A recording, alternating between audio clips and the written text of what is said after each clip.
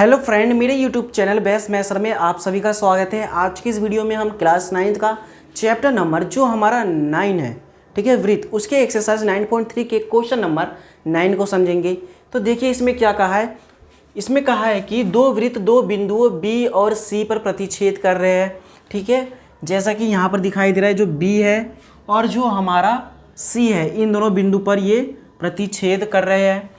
B से जाने वाले दो रेखाखंड ए बी डी और पी बी क्यू वृत्तों को ए डी और पी व क्यू पर क्रमशः प्रतिच्छेद करते हुए खींचे गए हैं, ठीक है। और उसके बाद जैसा कि हमें डायग्राम में बताया गया है और सिद्ध करना है कि ये जो है एंगल ए सी पी, यानी कि ए सी पी, ठीक है, ये जो है हमारा एंगल ए सी पी, ये बराबर है किसके, एंगल क्यू सी डी के। ये हमें इसको सिद्ध करना है। तो देखिए इसे सिद्ध कैसे करेंगे, ये थोड़ा कन्फ्यूजन सा आपको डायग्राम दिखाई दे रहा होगा, ठीक है। तो इसमें देखिए पहले हम क्या करेंगे, ये जो ए है और ये पी, पहले तो हम इसको इससे मिलाएंगे, ठीक है, और उसके बाद जो ये डी और क्यू है इसको इससे मिला देंगे, ठीक है। अब देखिए इससे मिलाने से हमें क्या फ़ायदा होगा वो हम देखेंगे।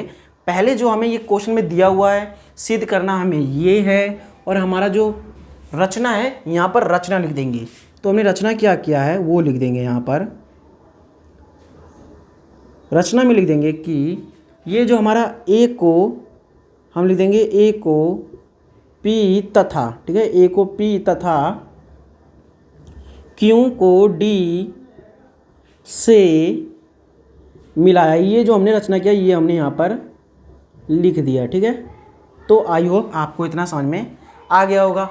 अब आप यहाँ पर ध्यान से देखेंगे, यहाँ पर दो वृत्त है, ठीक है, ये दो वृत्त है हमारा, ठीक है। ये आपको दो वृत्त दिखाई दे रहा है। अब दो वृत्त में यहाँ पर देखिए ये जो है हमारा, ये यहाँ पर देखोगे, यहाँ पर ये वाला जो है, ये जो वृत्त खंड है ये छोटा वाला, और ये जो बड़ा वाला वृत्त खंड है। और यहाँ पर भी देखेंगे तो ये छोटा वाला वृत्त खंड और ये बड़ा वाला वृत्त खंड।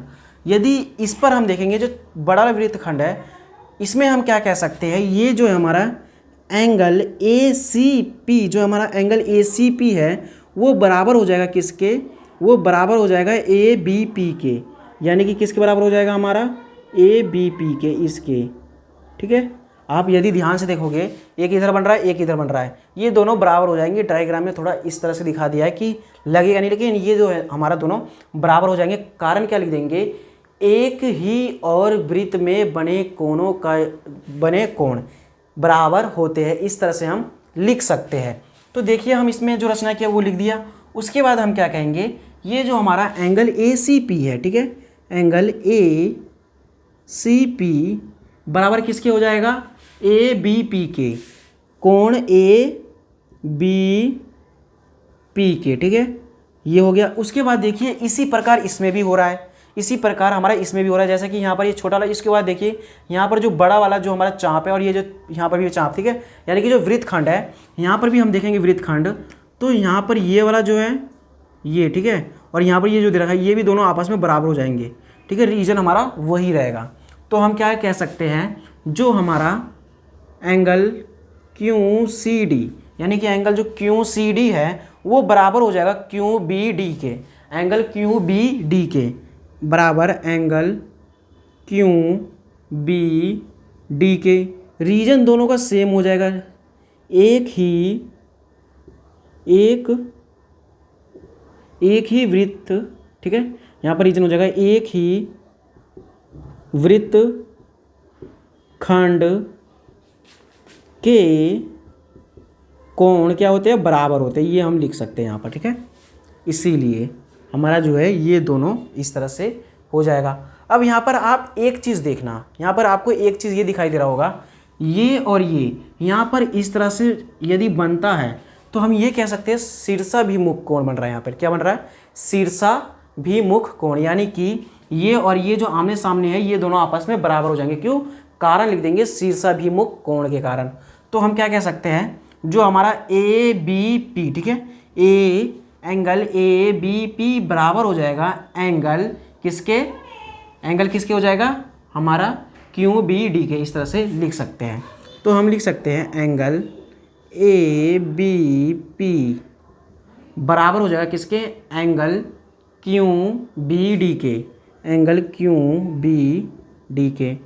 कारण लिख देंगे शीर्षाभिमुख कोण, ठीक है, शीर्षाभिमुख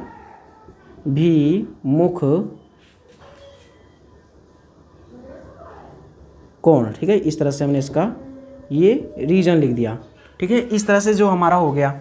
अब देखिए हम क्या करेंगे, इसको फर्स्ट मान लेंगे। अब इसमें हम क्या करेंगे, इसको फर्स्ट, इसको सेकंड, इसको थर्ड मान लेंगे, ठीक है। मतलब कि इक्वेशन फर्स्ट और इसको मान लेंगे सेकंड इक्वेशन और इसे मान लेंगे थर्ड। अब ये हमने क्यों माना है ये आपको यहाँ पर समझ में आ जाएगा। तो लिखेंगे समीकरण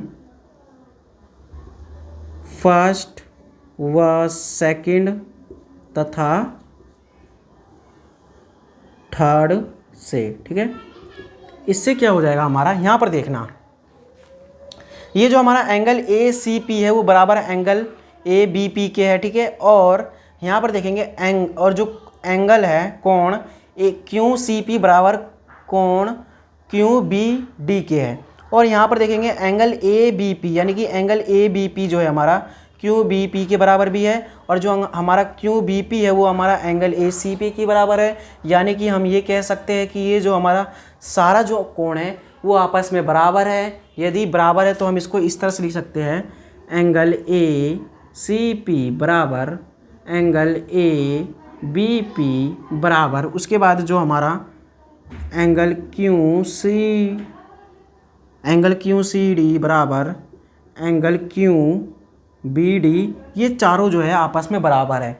यदि ये चारों आपस में बराबर है तो हम क्या कह सकते हैं, यहाँ से एंगल ए सी पी और हमारा जो एंगल क्यू सी डी है ये दोनों भी बराबर होगा, जो कि हमें सिद्ध करना है। तो यहाँ पर लिख देंगे, चूँकि ये जो हमारा एंगल ए सी पी है वो बराबर हो जाएगा एंगल किसके, क्यू सी डी के। यही हमें सिद्ध करना था। इस तरह से जो है क्वेश्चन नंबर 9 का सॉल्यूशन हुआ। तो आई होप आपको ये जो क्वेश्चन है अच्छे से समझ में आ गया होगा, ठीक है। अब मिलेंगे हम नेक्स्ट वीडियो में, जब तक के लिए धन्यवाद। और मेरे यूट्यूब चैनल बेस्ट मैथर को आप सभी सब्सक्राइब और लाइक ज़रूर करें। Thank you.